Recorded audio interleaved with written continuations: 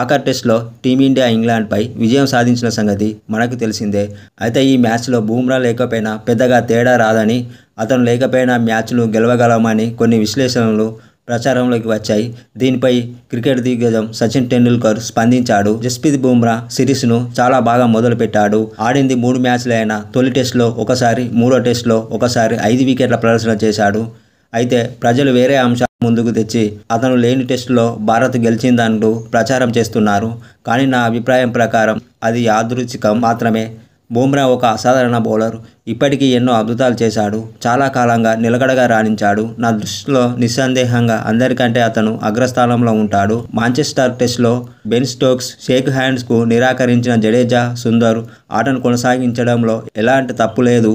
డ్రాకు అంగీకరించాలని England కోరడంలో అర్థం లేదు. భారత బ్యాటర్లు స్పందించిన తీరులో నేను 100% ఏకీభవిస్తానని చెప్పుకొచ్చాడు సచిన్ టెండూల్కర్.